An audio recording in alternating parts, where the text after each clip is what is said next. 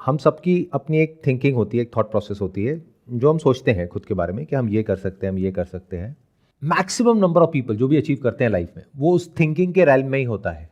यानी कि जहाँ तक वो सोचते हैं उतना ही अचीव कर पाते हैं, या उतना भी नहीं कर पाते हैं बहुत लोग। बट सवाल ये उठता है, क्या जो हमारी थिंकिंग है, यानी जो हमारे माइंड में बैठा हुआ है, एक बिलीफ है कि हम इतना कर सकते हैं, क्या हम उससे ज़्यादा अचीव कर सकते हैं? अगर हाँ तो कैसे? सर, जैसे हम अपने आप से ज़्यादा क्वेश्चंस नहीं करते हैं, जिसकी वजह से हमारा थॉट प्रोसेस जो है वो काफ़ी लिमिट होता है और वो एक्सपैंड नहीं हो पाता कि हम उसके बियॉन्ड सोच पाए। हम अपने आप से बहुत ज़्यादा क्वेश्चंस नहीं पूछते हैं। किस तरह के क्वेश्चंस? जैसे अभी लाइफ में कुछ अचीव करने की बात हो रही थी कि how we can achieve more than what we think. तो सर, जैसे कोई पर्टिकुलर जैसे करियर है, अगर मैं सैलरीड हूँ तो मैं जॉब कर रहा हूँ, तो मैं उसमें डेप्थ ज़्यादा क्वेश्चंस नहीं करता हूँ कि इधर मैं मतलब सर वो किसी भी चीज़ से रिलेटेड हो, हम ज़्यादा अपने आप से क्वेश्चंस नहीं कर पाते, जिसकी वजह से मुझे ऐसा लगता है कि थॉट प्रोसेस भी हमारा लिमिटेड रहता है, वो एक्सपैंड नहीं हो पाता है। इसको एक स्टेप और आगे बढ़ाते हैं। हम क्वेश्चंस क्यों नहीं पूछते हैं अपने आप से? क्या आप क्वेश्चंस पूछते रहते हैं अपने आप से सुबह से रात सर तक? क्वेश्चंस करते हैं बट राइट क्वेश्चंस नहीं करते हैं। अब ये राइट क्वेश्चन क्या होता है और रॉन्ग क्वेश्चन क्या होता है? राइट क्वेश्चंस जितना हमारे एक्सपीरियंस में चीजें आ रही हैं उसी से रिलेटेड हम लोग क्वेश्चन करते रहते हैं। मतलब अगर जैसे अभी आप कोई क्वेश्चन करेंगे वो मेरे एक्सपीरियंस से बियॉन्ड है। अब उस चीज के बारे में अगर मैं सोचता हूँ अपने माइंड के अंदर तो एक नया नजरिया मिलता है वो उस चीज को देखने का, तो वो राइट काइंड ऑफ क्वेश्चंस हो गए। इस पे थोड़ा सा और डीपली समझने की कोशिश करते हैं कि राइट क्वेश्चन और रॉन्ग क्वेश्चन क्या होते हैं। आपने कहा अपने आप से हम क्वेश्चन नहीं करते हैं, और ये बात बिल्कुल सही है। जब तक क्वेश्चन नहीं करोगे, ग्रो कैसे करोगे लाइफ में? अब ये सही क्वेश्चन क्या है और गलत क्वेश्चन क्या है? ऐसा तो नहीं है कि हम क्वेश्चंस के साथ में ठहरते नहीं है। Do you stay with a question? क्या कभी ऐसा होता है कि कोई एक क्वेश्चन है जो माइंड में आया, and that too it has to be the right question. अभी राइट और रॉन्ग क्या है उस पर अभी हम आते हैं। बट अगर कोई राइट क्वेश्चन आ भी गया मान लो आपके माइंड में, पहले तो आपको ये नहीं पता कि वो राइट है रॉन्ग है। उसके बाद में अगर वो राइट आ भी गया तो ऐसा नहीं होता कि वो आ करके चला जाता है।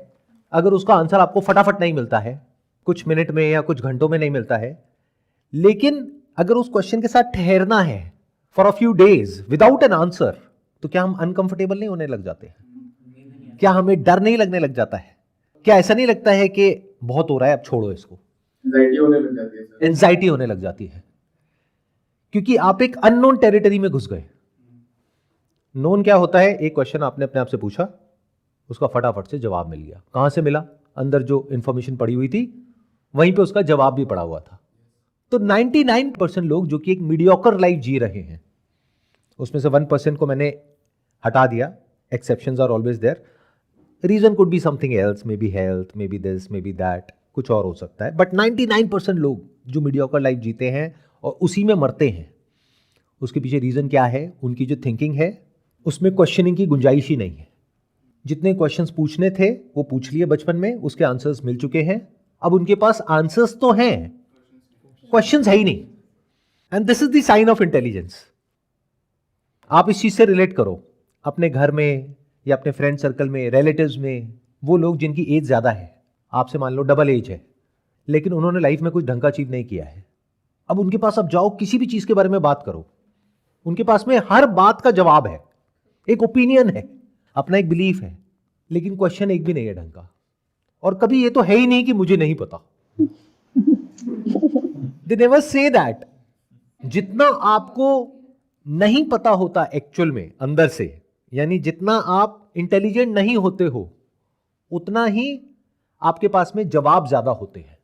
और जितना आप अंदर से वाइज होते चले जाते हो, इंटेलिजेंट होते चले जाते हो, उतना ही आप साइलेंट होते चले जाते हो। ये यूनिवर्स इतना बड़ा है, इसमें इतनी कॉम्प्लेक्सिटीज हैं कि you can not speak confidently and clearly about anything. और ये जैसे जैसे इंसान को समझ आता है तो वो हम्बल होता चला जाता है, वो डाउन टू अर्थ हो जाता है। अब उसका माइंड क्वेश्चनिंग माइंड बनता है। अब उसको समझ आता है कि मैं सब कुछ तो नहीं कर सकता लाइफ में, टाइम लिमिटेड है, रिसोर्सेज लिमिटेड है। तो क्यों ना उस काम पे फोकस किया जाए जो सबसे इंपॉर्टेंट है, वो अचीव करने में जो मैं सोच भी नहीं सकता हूं। ऐसे अपनी थिंकिंग को एक्सीड किया जाता है। एक लेवल है जहां तक आप सोच सकते हो, और आप कहां तक सोचते हो, जो भी आपने पास्ट में अचीव किया है या जो भी अभी कर रहे हो, उससे थोड़ा बहुत ऊपर होता है बस। उसका 100x या 1000x होता ही नहीं है माइंड में। तो उस पाथ पे आप चल रहे होते हो। आई होप यहां तक हम साथ साथ में हैं। सर, एक बार रिपीट कर दो सर, प्लीज़। मतलब बड़ी अंदर लाइन बैठ गई आपने जो कही है। मैं अब रिपीट तो नहीं कर सकता क्योंकि मुझे खुद नहीं पता मैंने क्या बोला है, क्योंकि सब स्पॉन्टेनियस है, बट मैं एक स्टेप और आगे बढ़ सकता हूँ। मेरे साथ साथ में चलने की कोशिश करो। और एक चीज़ और इंपॉर्टेंट है यहाँ पे समझने वाली, कि ये इंपॉर्टेंट नहीं है कि मैं क्या बोल रहा हूँ, उसको याद करके क्या होगा, ये कोई लेक्चर थोड़ी है, कोई एग्जामिनेशन में आने वाला तो है नहीं। थॉट प्रोसेस को समझने की कोशिश करो। अगर हम साथ साथ चल पाए अगले 1 घंटे तक, यानी जैसे मैं सोच रहा हूं आपकी भी थॉट प्रोसेस साथ साथ में चल पाई, तो आप देखना कुछ कमाल का लेकर के यहां से आप निकलोगे, जो आज से पहले लाइफ में आपने कभी कहीं पर भी एक्सपीरियंस नहीं किया है। तो अब शुरू यहां से करते हैं सेशन को, कि राइट क्वेश्चनिंग क्या है और रॉन्ग क्वेश्चनिंग क्या है। जब भी आप कोई ऐसा क्वेश्चन पूछ रहे हैं जो आप किसी और से पूछ रहे हैं, वो भी उसको ब्लेम करके, दैट इज रॉन्ग क्वेश्चनिंग। क्योंकि कोई भी ये एक्सेप्ट नहीं करेगा, ऊपर ऊपर से हो सकता है कर भी ले, लेकिन डीप विद इन एक्सेप्ट नहीं करेगा कि वो गलत है। तो that is just a waste of time and energy. और यही हमारी सबकी बहुत बड़ी प्रॉब्लम है, क्योंकि हम सब बिजी हैं लाइफ की छोटी छोटी प्रॉब्लम्स में। तो हम क्वेश्चंस पूछते भी हैं तो छोटे छोटे पूछते हैं, ऐसे लोगों से पूछते हैं जिनकी सोच भी छोटी छोटी है, और वहीं पे उलझ करके रह जाते हैं। आप जिसके साथ में लड़ते हो, बहस करते हो, डिबेट करते हो, उसी के लेवल पे आ जाते हो। इसीलिए कहते हैं अपना ओपोनेंट सोच समझ करके चुनना चाहिए। तो अगर किसी और से आपने क्वेश्चन पूछ लिया, मान लेते हैं आपकी मैरिज हो गई है और आपने जा करके अपने हस्बैंड से क्वेश्चन पूछ लिया कि तुम ऐसे क्यों नहीं बिहेव करते, that is just a waste of time.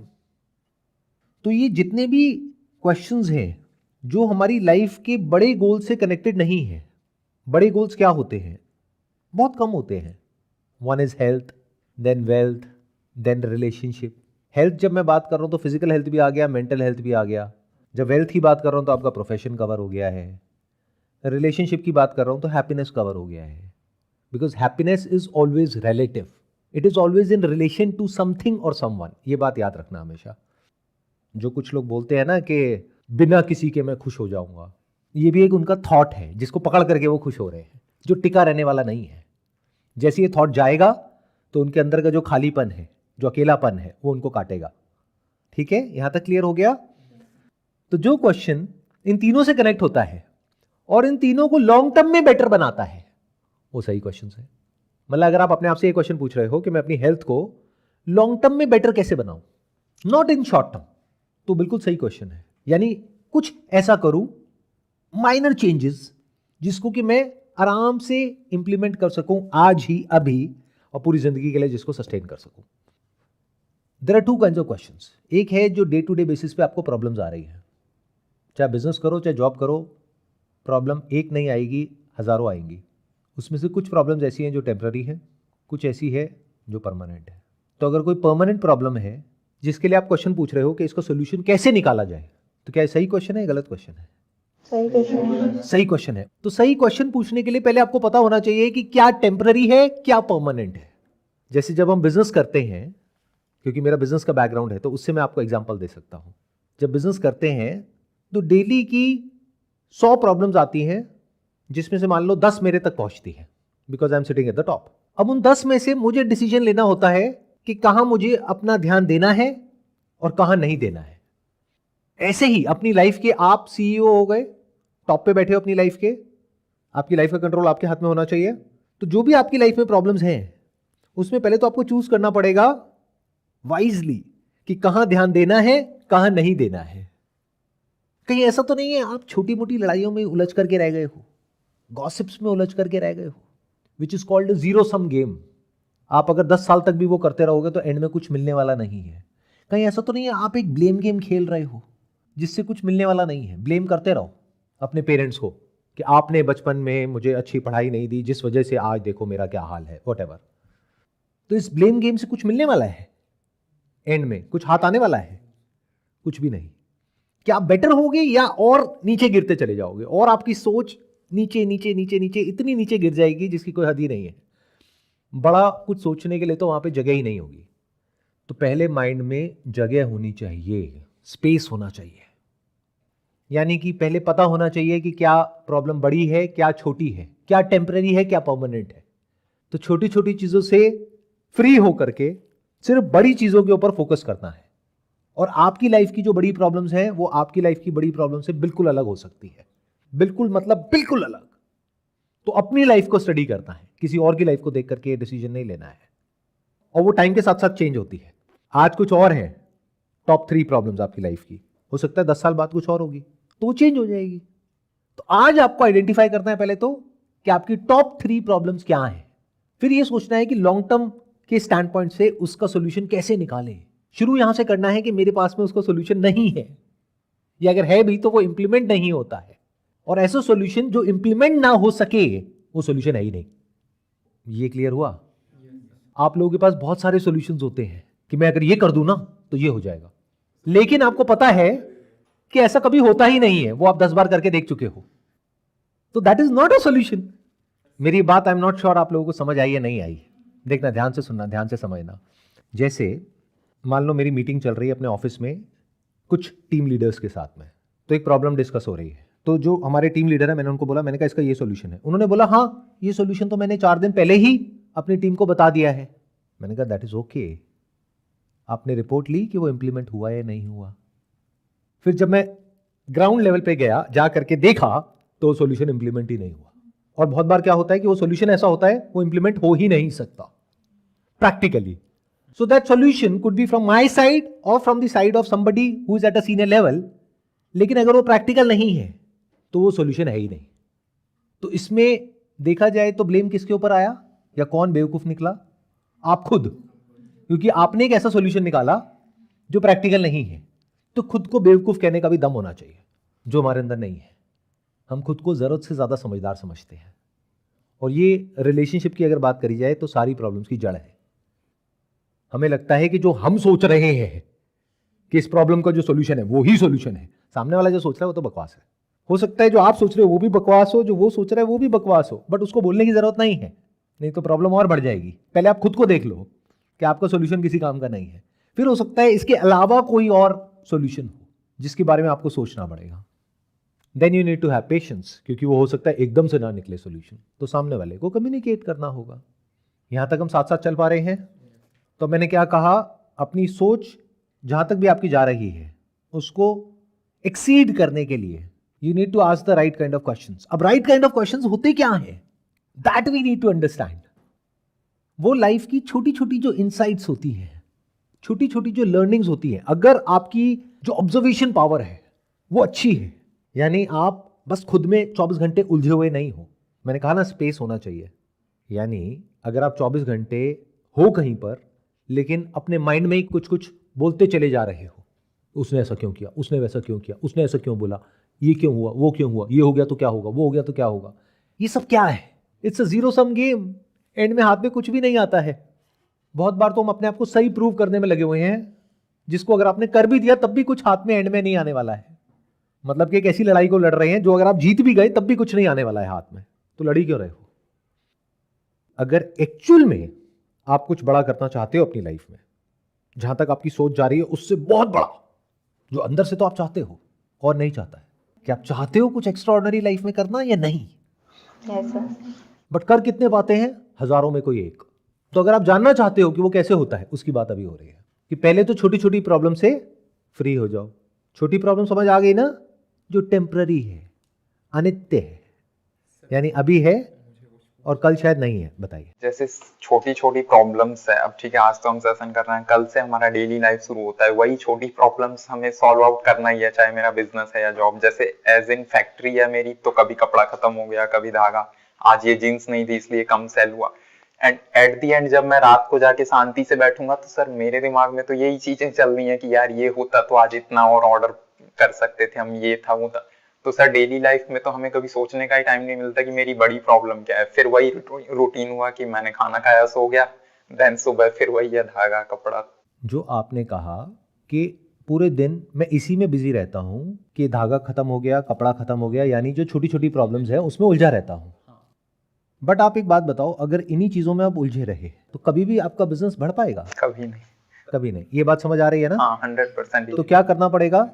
एक सिस्टम बनाना पड़ेगा जो आप पे डिपेंड ना करे, यानी कि एक ऐसा सिस्टम बनाना पड़ेगा जहां पर आप पहले से अगले 1 महीने की प्लानिंग कर सको और उसके हिसाब से एक्ट कर सको। कुछ ऐसा सॉल्यूशन सोचना पड़ेगा। ये जो रोज रोज की प्रॉब्लम है, अब इसमें 2 तरह की प्रॉब्लम है। एक है जो एक्सीडेंटल है, उसके लिए बस आपको एक बैकअप स्ट्रैटेजी चाहिए कि अगर आग लग गई तो उसके लिए हमने इंश्योरेंस कराई हुई है अपनी फैक्ट्री की, दैट इज एक्सीडेंटल।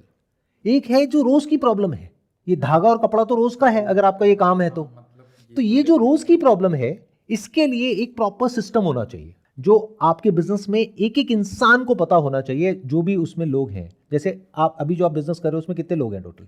अभी सर 12 लोग हैं टोटल।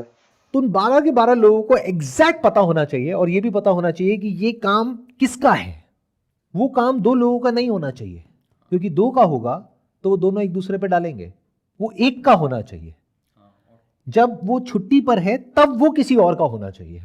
मतलब प्रॉपर, हाँ, हम लोग उस तरह से सिस्टम बनाए और जिसकी रिस्पॉन्सिबिलिटी है 200% उसी से हम क्वेश्चन करें कि ये तुम्हारी Exactly. रिस्पॉन्सिबिलिटी थी, तुमने क्यों नहीं किया। शुरुआत में जब तक बिजनेस एक पर्टिकुलर लेवल पे नहीं पहुंच जाता, आज आपकी 10-12 लोगों की टीम है, आपको डेली बेसिस पे एक टास्क असाइन करना होगा सुबह जाते ही कि आपका ये टास्क है, आपका ये है, आपका ये है, आपका ये है, आपका ये है। कोशिश ये करनी है कि खुद कुछ भी नहीं करना है, या करना भी है तो सिर्फ वो करना है जो बिल्कुल ही इंपॉर्टेंट है बिजनेस के लिए। और वो इंपॉर्टेंट क्या है? बिजनेस को आगे बढ़ाने के लिए, बिजनेस को मैनेज करने के लिए नहीं, क्योंकि 12 लोगों की टीम ऑलरेडी है। अगर नहीं होती तो मैं कहता कि हाँ मैनेज आपको करना है। तो मैनेजमेंट से इनको बाहर निकलना पड़ेगा, क्योंकि अभी इस स्टेज में इनकी लाइफ में मैनेजमेंट यूजलेस टास्क है, छोटा काम है, टेम्पररी है, ऑलरेडी टीम है। बट हो सकता है आप अपना खुद का, आप में से कोई अपना बिजनेस शुरू कर रहा है, उसके लिए मैनेजमेंट छोटा नहीं है, क्योंकि जब तक वो खुद मैनेजमेंट नहीं सीखेगा तब तक वो आगे डेलीगेट कैसे करेगा। तो आपने मैनेज करना सीखा, अब लोगों से मैनेज करवाओ, खुद कुछ भी डे टू डे ऑपरेशंस में इन्वॉल्व नहीं होना है। आपको सिर्फ ये सोचना है कि सेल्स कैसे बढ़ेगी। फिर एक ऐसा पॉइंट आएगा जब आपको सेल्स बढ़ाना आ जाएगा, जो अभी नहीं आता है, हो सकता है, बट जब आ गया तो उसको भी आप डेलीगेट कर दोगे, तो उससे भी आप बाहर निकल आओगे। तो एंड में जो एक बिजनेस ओनर होता है, जो सीईओ होता है, उसका काम सिर्फ इतना सा होता है कि कौन सा काम किस इंसान को देना है जो उसको अच्छे से कर सके। आज 12 लोग हैं आपके पास में, उसमें से किसको वो काम देना है जो बोल रहा है कि मैं कर लूंगा, या जो एक्चुअल में कर सकता है। दोनों में बड़ा फर्क है। और उसका इंसेंटिव क्या है उस काम को करने में। आपको एक रियल लाइफ एग्जांपल देता हूं, मजेदार, अभी ताजा ताजा, फ्रेश एकदम। एक हमारा बिजनेस है जिसके बारे में आप लोगों को पता है, और कुछ बिजनेसेस हैं जिसके बारे में आप लोगों को नहीं पता है। उसमें से एक बिजनेस है जहां पे अभी नया नया उस काम को शुरू किया और सेल्स बहुत तेजी से बढ़ रही है, इतनी तेजी से जितना हमने सोचा भी नहीं था। मतलब शुरू हुआ था आज से 2 महीने पहले, तब दिन के आ रहे थे 20-30 ऑर्डर, 50 ऑर्डर, फिर आ गए 100 ऑर्डर, फिर आ गए 200 ऑर्डर, फिर आ गए 500 ऑर्डर। ये सब हुआ 1.5 महीने के अंदर। तो टीम बेसिकली जा करके 300 ऑर्डर पे अटक गई। मतलब उनके माइंड में बैठ गया कि 300 ऑर्डर तक तो हम कर सकते हैं। तो उनकी सोच जा करके 300 ऑर्डर पर डे पर अटक गई।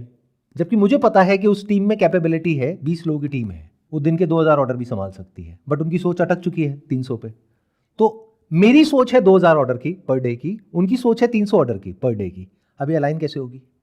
तो अब समझो मैंने क्या किया, इसका क्या सोल्यूशन निकाला। मैंने कहा इसको अलाइन करना पड़ेगा।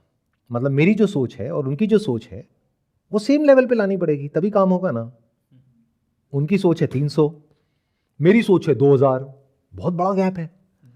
तो मैंने क्या किया, वहां पर जा करके ऑफिस में एक बड़ा सा चार्ट पेपर लिया, उस पर माइंड मैपिंग करी और उसके सेंटर में लिख दिया 2000 ऑर्डर्स पर डे, और उनको क्लियर बोल दिया कि जैसे ही हम इस टारगेट को अचीव करेंगे 2000 ऑर्डर्स पर डे, जो जितनी स्पीड से हम ग्रो कर रहे हैं ये अगले 2 महीने में अचीव हो जाएगा। तो अचीव होते ही जो भी आपकी सैलरी है, मान लो 50,000 रुपए है, तो आपको 2 महीने का एक्स्ट्रा बोनस उस पर्टिकुलर मंथ में मिल जाएगा। यानी कि अगर अभी 50,000 रुपए है तो 50,000 रुपए तो सैलरी मिलेगी उस महीने में, प्लस 1 लाख रुपए और मिल जाएगा एज एन इंसेंटिव सबको। सिर्फ सेल्स वालों को नहीं, पैकिंग वालों को, शिपिंग वालों को, जो भी इन्वेंट्री मैनेज कर रहे हैं उनको, जो वेयर हाउस में काम कर रहे हैं उनको, सबको। फिर जैसे ही हम 5,000 ऑर्डर्स पर डे को अचीव करेंगे, जो अगले 3 से 4 महीने में हो जाएगा, उनको 3 चेक एक्स्ट्रा मिलेंगे। आप लोगों को सुनने में लग रहा होगा कि पता नहीं हो सकता है, नहीं हो सकता, बट हमारी कंपनी में पहले पास में बहुत बार ये हो चुका है। तो उनको ये समझ आ रहा है कि अगर मैं बोल रहा हूं तो वो हवा में नहीं है बात। तो उनको ये तो कॉन्फिडेंस है कि हाँ ऐसा होगा। बट इससे हुआ क्या, थॉट प्रोसेस मेरी और हमारी टीम की अलाइन हो गई। अब वो भी सब चाहते हैं कि हम 2000 को अचीव करें, and they are open for ideas कि कैसे करें। पहले अगर मैं बात करता तो एक रेजिस्टेंस आ जाती तो हम अपनी सोच से आगे कैसे बढ़ते हैं, ये क्लियर हुआ। मैंने यहाँ पे एक और लेयर को टच कर दिया इस कॉन्वर्सेशन की। अभी तक हमारा टॉपिक ये था कि कैसे हम अपनी सोच को एक्सीड करें। मैंने बताया कि अगर आपकी सोच तो बड़ी है लेकिन आपकी टीम की छोटी है, तो उनकी भी सोच को अपनी सोच पे कैसे लाते हैं। जब प्रॉफिट शेयरिंग होती है, रिवॉर्ड शेयरिंग होता है, मतलब आप कहो कि काम आप करो लेकिन फायदा पूरा मुझे होगा, तो बात नहीं बनेगी। उस प्रॉफिट को शेयर करना पड़ेगा। अब आ जाते हैं वापस से अपने ऊपर। जब हम किसी काम को करते हैं तो हमारी अपनी एक सोच होती है कि हम यहां तक अचीव कर सकते हैं। ये होती है जो सोच करके हम उस काम को शुरू करते हैं। फिर जब करते हैं एक्चुअल में और रिजल्ट उस हिसाब से नहीं आता है, तो हमारा ध्यान चला जाता है रिजल्ट की तरफ, तो बड़ी सोच पीछे चली जाती है। कैलकुलेशन होने लग जाती है वो छोटे रिजल्ट के बेस पे। आया समझ में? नहीं आया? देखो मैं एग्जांपल देता हूँ। जैसे किसी काम को शुरू किया, तो शुरू क्या सोच करके किया कि ये जो मैं काम कर रहा हूँ इसमें हमारा टारगेट सेगमेंट है, इंडिया की पॉपुलेशन है मान लो 150 करोड़, उसमें से ये हमारा टारगेट सेगमेंट है मान लो 15 करोड़ लोग। तो 15 करोड़ लोग अगर हमारे इस प्रोडक्ट को यूज करते हैं महीने में एक बार, तो हमारी कंपनी की रेवेन्यू हो जाएगी 150 करोड़, एज एन एग्जाम्पल।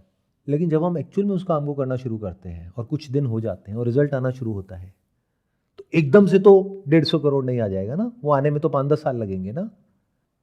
तो जब रिजल्ट आता है तो ध्यान वहां चला जाता है और सारी कैलकुलेशंस उसके अकॉर्डिंग होने लग जाती है। इसको और सिंपल करता हूं जिससे आप लोग रिलेट कर जाओ।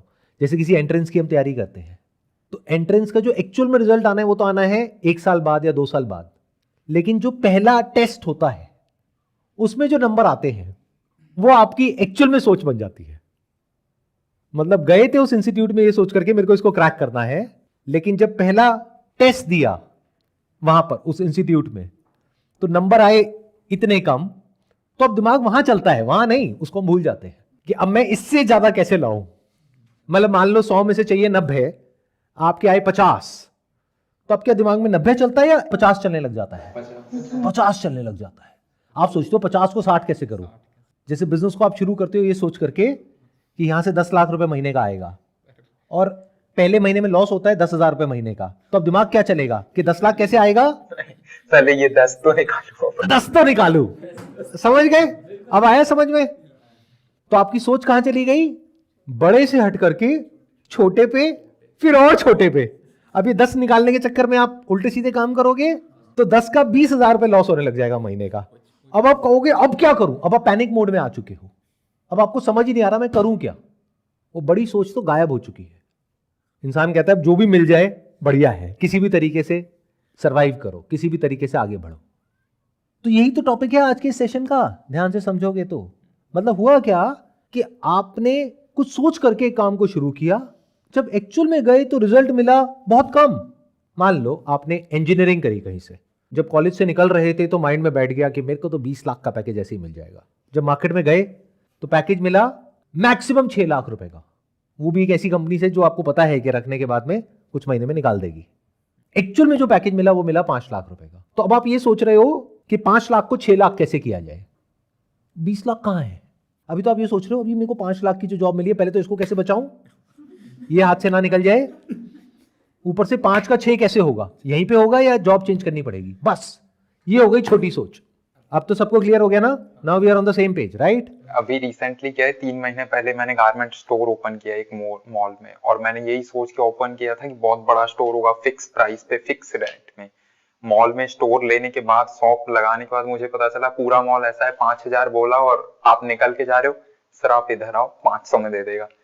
तो देखो यही हो रहा है। अब ये ग्राउंड रियलिटी है जो हमें पता नहीं होती है काम शुरू करने से पहले। बड़े स्टोर्स का भी यही है, मतलब उसने 5,000 बोला, नहीं दे सकता, मेरी मम्मी को नहीं दे सकता, आप निकल के जा रहे हो, भैया आप इधर आओ, चलो कोई नहीं 100 रुपए बचेगा मुझे, पर आपको दे देता हूँ मैं।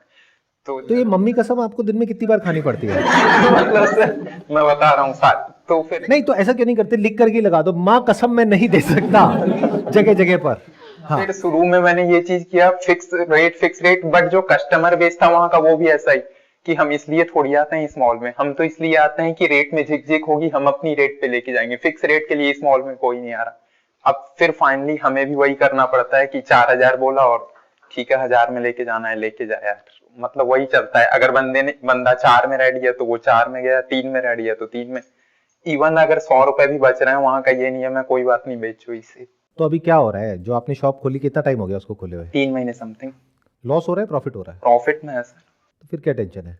बट सर इस तरह से बड़ा नहीं सोच सकते ना जो आपने पॉइंट का, फिर बड़ा कहाँ से? कस्टमर रिपीट रेट तो है ही नहीं, किसी को आपने 5 जैसे रेंट कितना है 25,000 वो निकाल करके और खर्चे निकाल करके और जो लोग रखे हुए हैं सब हटा करके एंड में कितना बच जाता है महीने का? 35 to 40 तो बचता ही है कॉस्ट। और अभी शुरू करे हुए सिर्फ 3 महीने हुए हैं। बट अब प्रॉब्लम ये है जो मैं समझ पा रहा हूँ आपसे बात करके कि इसी पॉइंट पे जाकर के अटक जाओगे। हाँ बड़ा कैसे? इसको बड़ा कैसे करोगे? बड़ा तो हो ही नहीं सकता, रिपीट रेट तो कुछ हो ही नहीं सकती ना सर, इसमें कोई रिपीट ही नहीं है। बस फेस देख के आपको टोपी पहनाने वाला गया मैं पूरे मॉल का। यही गड़बड़ हो जाती है क्योंकि हम क्या करते हैं, हम एक्चुअल में ग्राउंड रियलिटी को नहीं समझते हैं। इसको ऐसे देखो, एक नदी का बहाव है जो इस तरफ जा रहा है, हम उसको बदलने में लगे हुए हैं और वहीं पे बिजनेस मॉडल के फेल होने की या स्टैग्नेंट होने की शुरुआत हो जाती है। जैसे मैं अगर आपकी जगह होऊंगा तो मैं क्या करूंगा इस बिजनेस में? हाँ बताइए।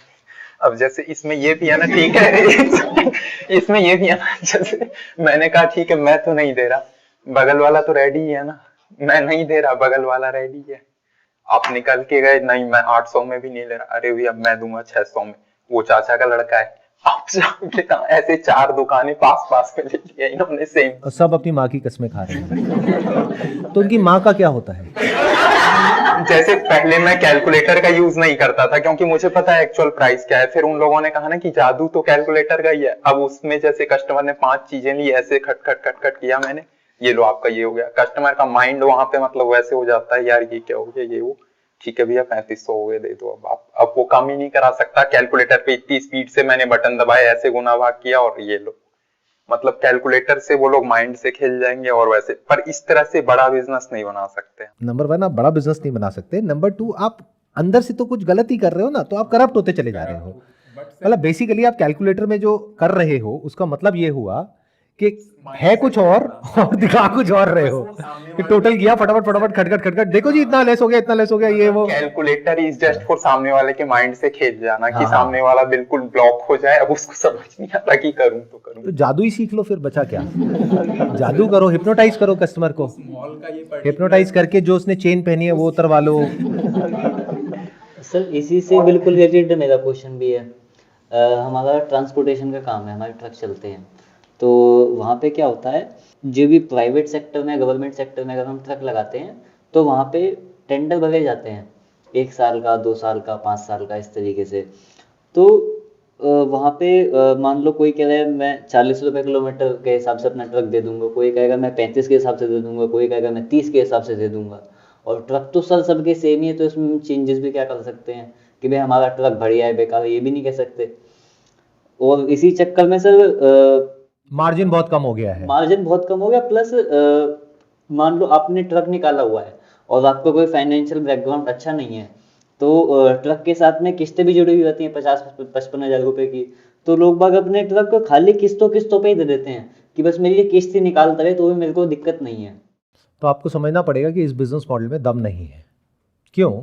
क्योंकि जो भी आपने बताया उसके अकॉर्डिंग अगर समझा जाए तो आप चाहो भी तो आप ज़्यादा पैसा इस बिजनेस में कमा ही नहीं सकते, क्योंकि कंपटीशन हो रहा है उस पर्टिकुलर टेंडर के लिए जहां पर हर तरह के लोग हैं। कुछ ऐसे हैं जो ट्रक लेकर के फंसे हुए हैं और वो कह रहे हैं कि बस किसी तरीके से किश्ती निकल जाए मेरी, मेरा ट्रक खाली खड़ा है, इससे अच्छा है वहां लग जाए बस 1 साल के लिए, किसी भी भाव में लग जाए, तो वो किसी भी रेट में करने को तैयार है। तो इससे बढ़िया तो आप किसी बैंक में जाकर के एफडी करा दोगे, वहां पे इससे ज़्यादा पैसा कमा लोगे। वो आपको कैलकुलेट करना है कि आपके बिजनेस की रिटर्न कितनी है, कि एंड में ये सब करके, यानी वो ट्रक अगर आपने अपने पैसों पे ना खरीदा होता, आई एम अज्यूमिंग कि आपके जो ट्रक हैं वो अपने पैसों के हैं जी सर, तो अगर अपने पैसों पे ना होता, आपने फाइनेंस कराया होता, तो कितना ब्याज जाता? क्या वो ब्याज निकल रहा है? नहीं सर। और ऊपर से प्रॉफिट निकल रहा है? नहीं निकल रहा, तो बिजनेस बेकार है, कुछ और सोचो। ठीक है, इसको यहीं तक रोकते हैं। अब यहां पर आते हैं। तो अब आपने कहा कि अब ये वाला प्रॉब्लम है, हाँ। तो अब इनके केस में सॉल्यूशन क्या है? देखो, ये अभी क्या गलती कर रहे हैं, ये चाह रहे हैं एक ऐसे कस्टमर को एक ऐसा प्रोडक्ट बेचना, इस तरीके से बेचना जो उस कस्टमर को नहीं चाहिए। तो ये बेसिकली कस्टमर से कंपटीशन कर रहे हैं, कस्टमर से लड़ाई कर रहे हैं, जो दुनिया की कोई ताकत जीत ही नहीं सकती। क्या हो, अगर वो जो कस्टमर है, जो उसको चाहिए उससे ज्यादा या उस मॉल में जहां पर के इस तरीके से बिजनेस होता है, वहां पर कुछ ऐसा हो जाए कि सबसे ज्यादा बेनिफिट उस कस्टमर को आपकी दुकान से मिले। उस कस्टमर को एक्चुअल में क्या चाहिए, ध्यान से समझो। जो इस तरह के मॉल में आ रहा है जहां पे सब कुछ ही सस्ते में मिल रहा है। तो सर वहां पे ज्यादातर कस्टमर को बस डिस्काउंट चाहिए। नहीं नहीं नहीं, आप एक स्टेप और आगे नहीं बढ़ पा रहे। देखो, सोच एक जगह पे जाके अटक रही है। कस्टमर को फ्री में चाहिए। मैं सही कह रहा हूं, गलत कह रहा हूं? अगर कस्टमर को फ्री में मिल जाए, उसको इससे मतलब नहीं है आपका मार्जिन ज्यादा है कम है, आप कैलकुलेटर पे क्या घपला कर रहे हो क्या नहीं कर रहे हो। उसको ये है मुझे इन सारी दुकानों में से सबसे सस्ता जहां मिल जाए मैं वहां से लूंगा। मैं वहां से लूंगा।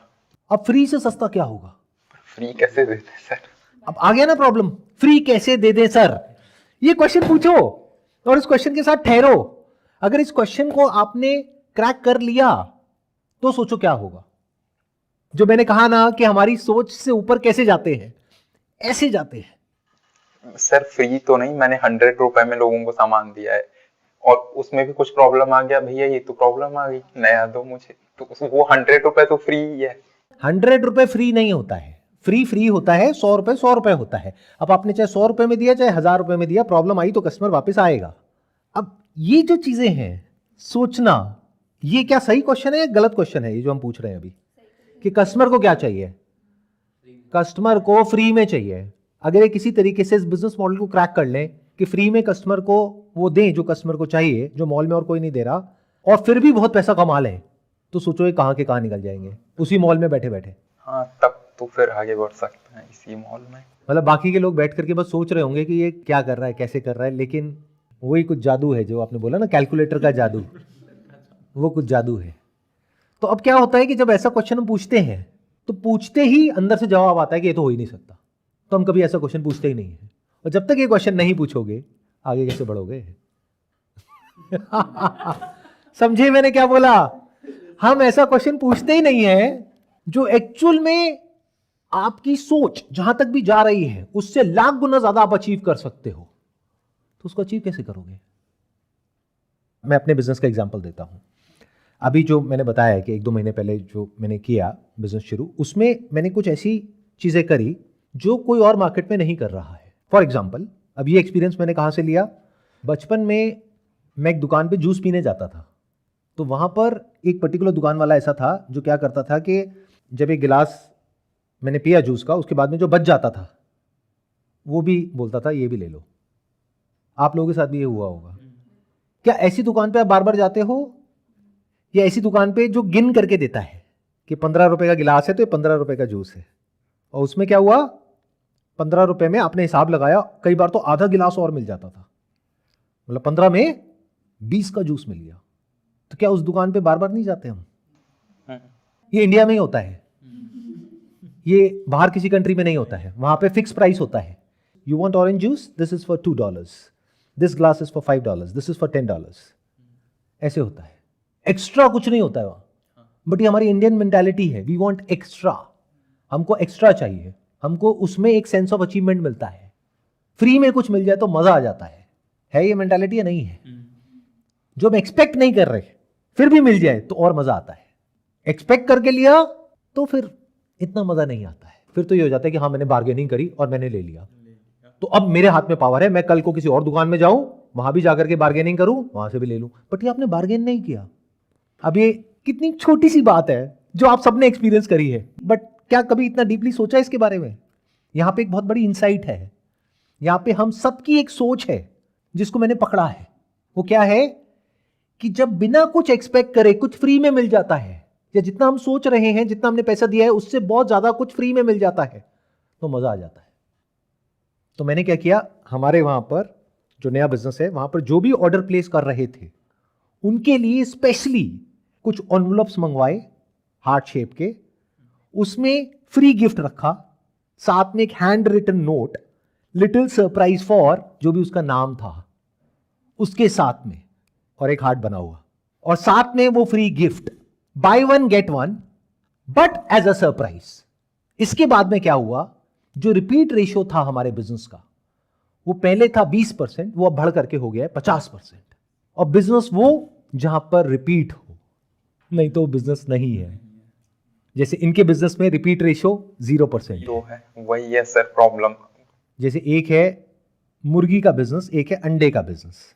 तो अभी इनका मुर्गी का बिजनेस है या मुर्गे का बिजनेस है। जो भी है मुर्गों के भी कपड़े रखते हो आप या सिर्फ मुर्गियों के रखते हो? किसी के सर मेंस एंड वुमेन्स रहा। अच्छा, दोनों रखते हो, ठीक है, तो दोनों काटते हैं। बट हम लोगों ने ये सोचा था 1 साल बाद दूसरे मॉल में बड़ा स्टोर ले लेंगे जहाँ फिक्स प्राइस। वो तो आपने सोचा था, सोचते तो सब बहुत कुछ है, उसको छोड़ दो ना।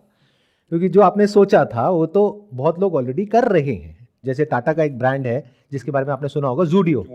हाँ सर, काम किया था मैंने 1.5 साल। उससे सस्ते में क्या दोगे? वो दे तो रहे हैं सस्ते में। यही सर पॉइंट है जो यहाँ पे मॉल में लोग नहीं समझ रहे, बाकी के शॉपकीपर्स की। ज़ूडियो ने आधे से ज्यादा बिजनेस तो ऑफलाइन ऐसे ही ले लिया है। हम लोग अगर सेम शर्ट और पैंट दे रहे हैं 2000 में, ज़ूडियो 1500 में जूतों के साथ दे देगा शर्ट पैंट, तो बंदा ज़ूडियो ही जाएगा। तो खत्म खेल। तो लॉन्ग टर्म में ये जो बिजनेस कर रहे हैं उसमें कोई दम नहीं है। और इनको ये क्वेश्चन पूछना पड़ेगा आज, 1 साल बाद नहीं, क्योंकि तब तक तो हो सकता है बहुत देर हो जाएगी। क्योंकि जो ज़ूडियो है वो और एग्रेसिव होता चला जाएगा धीरे धीरे टाइम के साथ साथ। मतलब उनका जितना प्रोडक्ट, क्योंकि उनकी जो परचेजिंग है वो बहुत बड़ी वॉल्यूम्स में है, तो उनको वो रेट मिल रहा है जो आप सोच भी नहीं सकते। जो कपड़ा आप 300 रुपए का खरीद रहे हो उसको पड़ रहा है 150 रुपए का, और वो दे रहे हैं 499 का, जो आप बेच रहे हो 1000 रुपए का, तो उनसे कॉम्पीट कैसे करोगे? तो ये क्वेश्चन पूछना है ना। नहीं सर ये पूछा, लेकिन उस मार्केट में पॉसिबल ही नहीं हो पा रहा था इसको इम्प्लीमेंट। यही तो गड़बड़ है, ये वर्ड कहां से आते हैं? पॉसिबल नहीं हो पा रहा, ये नहीं हो पा रहा, वो नहीं हो पा रहा। It's just about asking the right kind of question. देखो, अभी मैं फिर से उस पर आता हूं कि जो अभी हमने बिजनेस शुरू किया, वो बिजनेस जब शुरू किया तो इतना अच्छा नहीं चल रहा था, लेकिन धीरे धीरे कुछ चीजें उसमें इंप्लीमेंट करी। अब वो किस बेसिस पे करी? जब मैंने अपने आप से क्वेश्चंस पूछे कि अच्छा कस्टमर आ तो रहा है लेकिन कन्वर्ट नहीं हो रहा है, तो कन्वर्ट कैसे होगा? ये एक क्वेश्चन पूछा। अच्छा कन्वर्ट तो हो गया, रिपीट नहीं हो रहा है, वो कैसे बढ़ाएं? रिपीट तो हो गया, वर्ड ऑफ माउथ नहीं है, वो कैसे बढ़ाएं? ये 3 ही तो पिलर्स हैं बिजनेस के, और क्या है?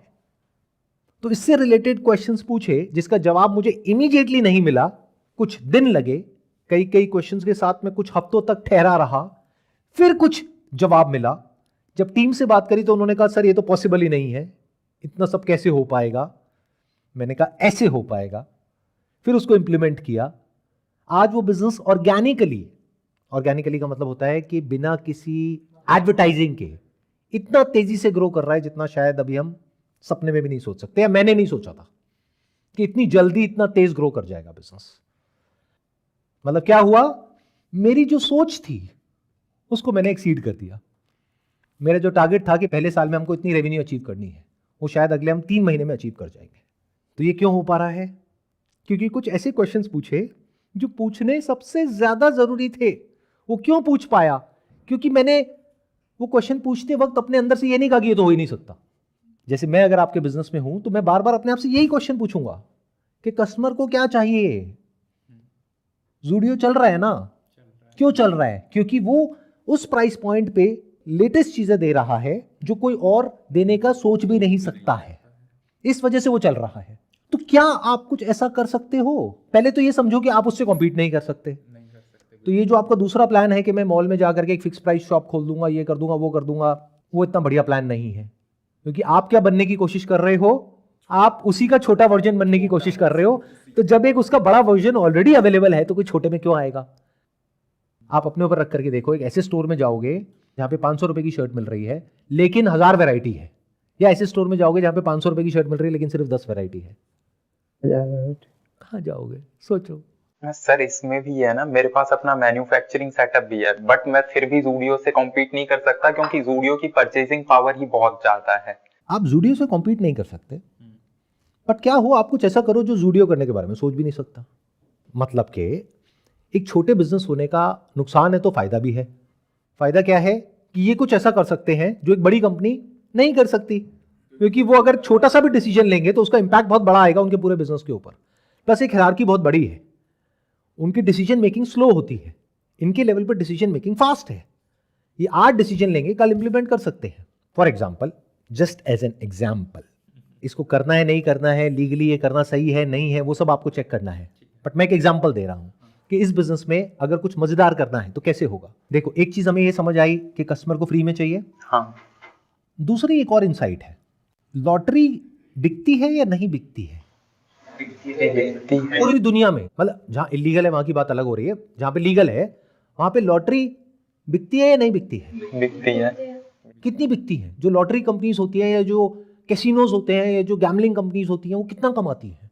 लिमिट ही नहीं है इसकी तो, बिलियंस में। चलो इसको भी छोड़ो, स्टॉक मार्केट में बहुत सारे लोग ऐसे होते हैं जो लॉन्ग टर्म इन्वेस्टिंग नहीं करते हैं। वो जाते हैं और ये सोचते हैं कि फटाफट से अगले 1 महीने में करोड़पति बन जाऊं। ऐसे कितने लोग हैं? बहुत है। अंदर से आप सब क्या चाहते हो? अपने आप से सच बोलना कि फटाफट से बिना कुछ करे बहुत सारा पैसा कहीं से आ जाए। ये चाहते हो या नहीं चाहते? हाँ। मतलब अंदर से चाहते हो या नहीं चाहते हो? जब कोई कॉन्टेस्ट होता है कि इस कॉन्टेस्ट में अगर आप जीत गए तो ये गाड़ी मिलेगी, तो अंदर से चाहते हो या नहीं चाहते हो कि मेरे को ये गाड़ी मिल जाए? मतलब आप क्या चाह रहे हो कि 500 रुपए की शॉपिंग करी और एक 5 लाख की गाड़ी मिल जाए। इलॉजिकल है लेकिन रियलिटी है। तो इन दो रियलिटीज को अगर हम कंबाइन कर दें, अभी आपसे बात करते करते ही आइडिया आ रहा है, आई एम नॉट श्योर कि ये लीगली सही है या नहीं है, तो वो आप वेरीफाई करना।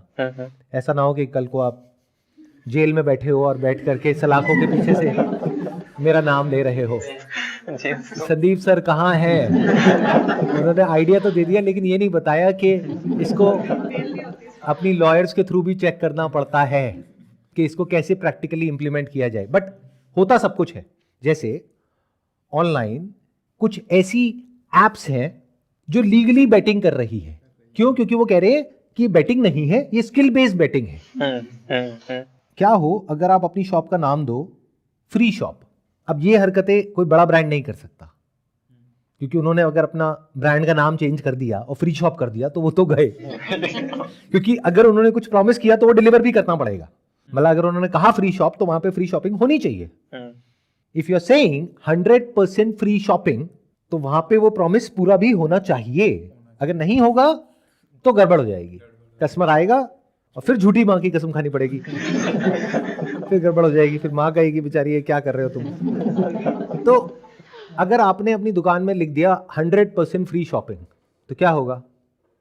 चलते फिरते कस्टमर आप तक आएगा तो ये तो पक्का हो गया। मतलब वहां पे मान लो 100 दुकानें हैं तो 100 में से सबसे पहले आपके पास आएगा, मतलब लाइन लग जाएगी। हाँ। एक प्रॉब्लम हमारी सॉल्व हो गई, कस्टमर आ गया। अब अगर कस्टमर का वो प्रॉमिस जो आपने किया वो उसको एक्चुअल में दे दिया तो दोबारा आएगा या नहीं आएगा? बिल्कुल आएगा। किसी दुकान में जिसका नाम है फ्री शॉप, वहां पे एक्चुअल में आपको फ्री में कपड़े मिल गए तो क्या आप दोबारा जाओगे या नहीं जाओगे? या किसी और दुकान में जाओगे पैसे खर्चने के लिए? नहीं, उसी में जाने के चांसेस रहते हैं पूरे। तो अब क्या हो कि आप एक व्हील लगाओ अपनी दुकान में। जैसे एक लकी व्हील होता है, कई जगह आपने देखा होगा, ऑनलाइन भी होता है ऑफलाइन भी होता है। व्हील को घुमाओ फिर उसमें कुछ नंबर आता है। यूजुअली क्या होता है वो बड़ा गिमिकी होता है और उसमें बहुत सारी कंडीशंस होती है। ऑनलाइन बहुत सारी वेबसाइट्स में होता है, उसमें अगर आ भी जाता है तब भी वो कंडीशंस होती है कि आप 10,000 रुपए जीत गए लेकिन उसके लिए अब आपको ये करना पड़ेगा। बेवकूफ़ बना रहे हैं। ये बेवकूफ़ नहीं बनाएंगे, ये सीधी बात करेंगे। क्या कहेंगे? ये व्हील का आधा हिस्सा है रेड, ये आधा हिस्सा है ग्रीन। अगर लाल आया तो आपको मिलेगा हमारे यहाँ पे जो भी सामान है उस पे 50% डिस्काउंट, क्योंकि कस्टमर को डिस्काउंट चाहिए। हाँ 100। अगर हरा आया तो आपको मिलेगा 100% डिस्काउंट। आने के चांसेस क्या हैं? 50-50। घुमाया तो 2 में से एक बार तो आएगा ही आएगा। हरा। उस कस्टमर को बोलो कि अगर आपको 4 आइटम लेनी है तो आप 4 बार व्हील घुमाओ, तो हो सकता है किसी को 3 आइटम फ्री मिल गई, एक के पैसे देने पड़े। वो भी एक के जिसके पैसे देने पड़े वो कितने देने पड़े? आधे। तो क्या कुछ मजेदार हुआ है? नहीं हुआ सर, मजेदार हुआ पर पैसा तो आया ही नहीं। वो दूसरी प्रॉब्लम है, उसमें आते हैं ना। अरे अरे देखो यही गड़बड़ करते हो। पहले ये बताओ, एज कस्टमर अगर आप किसी ऐसी दुकान में गए जिसने इस बिजनेस मॉडल को क्रैक कर लिया है, आप बार बार जाओगे उस दुकान में? नहीं जाओगे। अपने ऊपर रख करके देखो। मतलब आपने व्हील घुमाया, अगर तो चांसेस होते हैं 10%, यानी उस व्हील का जो 90% सेक्शन है वो रेड है और 10% ग्रीन है, तो आपको पता है कि ये तो लक है। बट जब 50-50 हो जाता है तो खेल अलग ही लेवल पे चला जाता है। मतलब इन्होंने क्या किया, अब ये लीगली कैसे होगा वो सोचना पड़ेगा। मे बी आपको 1 रुपए रखना पड़ेगा। हाँ। मैं लॉयर नहीं हूं आपका, बट वो आपको लॉयर से समझना पड़ेगा। 1 रुपए रखना पड़ेगा, क्योंकि 1 रुपए भी आपने रख लिया तो वो फ्री नहीं हुआ। प्राइस नहीं हुआ, प्राइस नहीं हुआ तो उस पर टीडीएस नहीं कटेगा, मतलब प्राइस नहीं हुआ तो वो जुआ नहीं हुआ, वो डिस्काउंट हो गया। डिस्काउंट हो गया। तो ये सोचना पड़ेगा कि उसको इंप्लीमेंट कैसे करना है, that's a different challenge all together. But अभी यहां तक समझो एज कस्टमर कि आप किसी ऐसी दुकान में गए जहां पे व्हील आपने घुमाया और 50% चांसेस हैं कि ग्रीन आएगा, और ग्रीन आते ही वो आइटम फ्री में आपकी, घुमाओ कितनी बार घुमा सकते हो। अब इन्होंने क्या किया, वहीं पे उसी मॉल में जहां कपड़ों की दुकानें हैं एक ऐसी दुकान खोल दी जो कपड़े की भी दुकान है और एक छोटा सा कैसीनो भी है।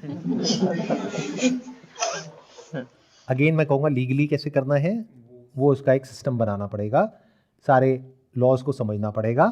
और मैंने कहा ना, ये फ्री में नहीं दे सकते लेकिन डिस्काउंट दे सकते हैं। तो मे बी इन्होंने 1% ले लिया पैसा, तो अगर 100 रुपए की आइटम है तो 1 रुपए ले लिया, वो कस्टमर को देने में दिक्कत भी नहीं होगी। वो टीएनसी में छोटा छोटा लिखा होगा, फ्री है लेकिन 1 रुपए देना है, वॉट या बिल्कुल ही सेफ चलना है लीगली, तो एक तरफ हो गया 99% डिस्काउंट, एक तरफ हो गया 50% डिस्काउंट। ये भी बुरा थोड़ी है, एज गुड एज फ्री हो गया ना। मतलब 500 रुपए का कपड़ा जो साथ के मॉल में या साथ की और शॉप्स में 500 रुपए का मिल रहा है, आप 5 रुपए का दे रहे हैं। हाँ, तो ये तो मजा आ गया। हाँ, कस्टमर को तो मजा ही आ गया। खत्म बात, लीगली आप सेफ हो गए। हाँ, तो अगर ये हो गया तो आपका एक बिजनेस मॉडल क्रैक हुआ, कस्टमर आना, जो फुटफॉल है वो बढ़ गया, प्लस जब कस्टमर जीत करके जाएंगे इस तरीके से तो वहीं पे आप एक सेल्फी कॉर्नर बनाओगे। जैसे ही वो इंसान जीतेगा तो कोई मजेदार सा म्यूजिक बजेगा और वहां पर एक सेल्फी कॉर्नर होगा जहां पे उसको कोई क्राउन पहनाया जाएगा और वो जो चीज उसने जीती है उसके साथ में उसकी फोटो खींचेगी, जिसको चाहे तो अपने सोशल मीडिया पे पोस्ट कर सकता है। उसके मोबाइल से आप खींचोगे, आपकी टीम में से कोई खींचेगा। तो इससे क्या हो रहा है, आपने क्या कर दिया, गेमिफिकेशन। खेलने में सबको मजा आता है, ये सच है झूठ है? काम करने में मजा आता है, खेलने में मजा आता है। खेलने में मजा आता है ना, हाँ। तो ये गेमिफिकेशन हो गया। अब अगर उसने सोशल मीडिया पे डाला कि I just von this for free from free shop located at this, तो आपकी मार्केटिंग किस लेवल पे हो गई? बहुत ज्यादा हो गई। तो वहां पे लाइन लग जाएगी। तो एक एक करके टोकन मिलेगा लोगों को, आओ अब आपकी बारी, अब आपकी बारी, आपकी बारी। जितनी भीड़ और होगी, लोग पागल हैं, लोग वहीं जाते हैं जहां पे भीड़ होती है। जो खाली पड़ा होता है वहां तो कोई जाता ही नहीं है। ऐसा होता ही नहीं होता है? जिस रेस्टोरेंट पे सबसे ज्यादा भीड़ होती है, वेटिंग होती है, वहीं जाकर के सारे खड़े हो जाते हैं। बाकी साथ में खाली पड़ा है, चाहे उसका खाना बढ़िया है, नहीं जी वहां नहीं जाएंगे हम तो वहीं जाएंगे जहां पे सारी भीड़ है, वो बढ़िया ही होगा ना। तो बस यही हो जाएगा आपके साथ। तो हमारे बिजनेस मॉडल का ये भी क्रैक हो गया, वर्ड ऑफ माउथ भी क्रैक हो गया, आग की तरह बात फैल गई पूरी सिटी में, रिपीट कस्टमर भी आ गया। अब सिर्फ एक चैलेंज रह गया कि पैसा कैसे कमाओगे जी। बड़ा आसान है, 1000 रुपए का प्रोडक्ट है, एक तरफ से आपने दिया 50% डिस्काउंट, एक तरफ से दिया 100% डिस्काउंट।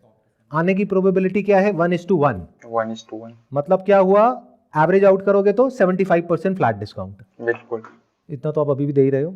हाँ, मतलब वैसे ही रहता है कुछ भी। 10 रुपए का माल हमने 100 रुपए में किया और उसको 50%, 60%, 70% डिस्काउंट दिया।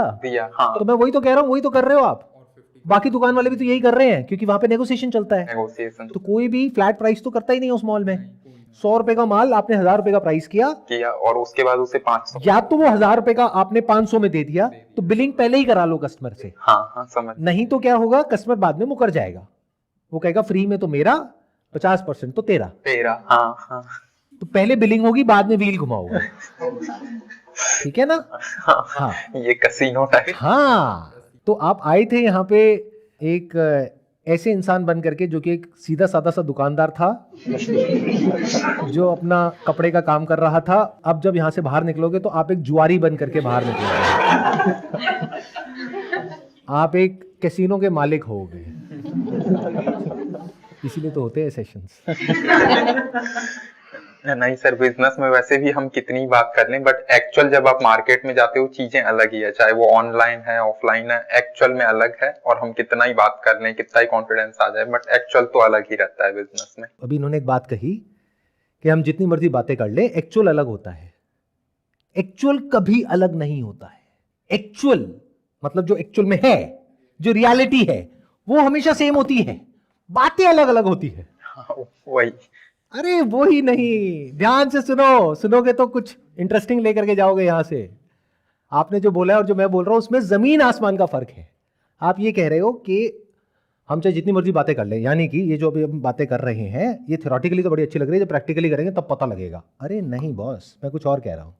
मैं कह रहा हूँ जो रियलिटी है वो कभी नहीं बदलती है, जो एक्चुअल चीज़ है वो नहीं बदलती है। टेबल तो टेबल है, ये नहीं बदलती है। इसके बारे में जो बातें हो रही हैं वो बदलती है। तो जो बातें मैंने करी वो एक्चुअल के बेस पे करी है, वो फेल नहीं हो सकता है। बट अगर आप बातें कर रहे हो कुछ ऐसी जो रियलिटी या एक्चुअलिटी के बेस पे ना हो तो फेल होगा।